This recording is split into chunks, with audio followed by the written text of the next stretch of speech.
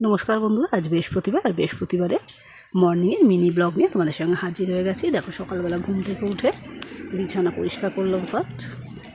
দেখো, বিছানা পরিষ্কার করা হয়ে গেছে। এবার যাচ্ছি বসার ঘরে, জানলাটা খুলে একটুখানি পরিষ্কার করে নেবো। এই হচ্ছে আমাদের বসার ঘর।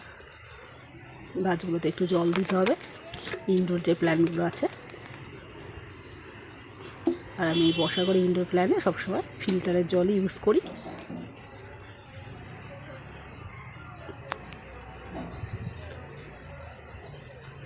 টেবিলটা একটুখানি পরিষ্কার করে নিলাম, সেন্টার টেবিলটা।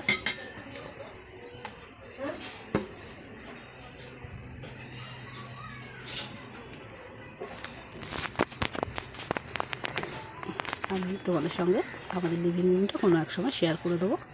এই হচ্ছে দেখো বুড়া মত, দেখো বুড়া মত শুনো, বুড়া মত সোচো। এবার চিয়া সিড খাচ্ছি।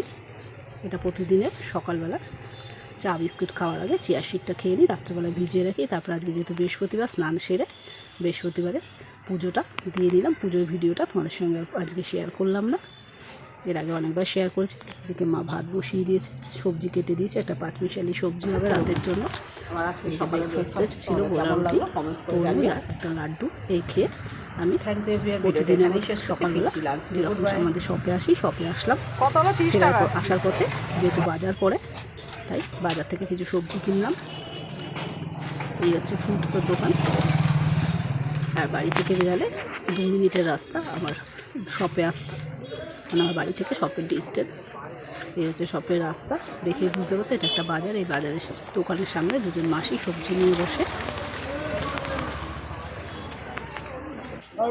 এই হচ্ছে আমাদের শপে আমি ঢুকে যাবো এক্ষুনি। এটা শপের বাইরেটা, যেই বললাম মাসিরা সবজি নিয়ে বসে চলে এসেছে। হচ্ছে শপের ভেতরটা। আমার ব্লগটা তোমাদের কেমন লাগবে কমেন্টস করে জানিয়ে শেষ করছি। ফিরছি না।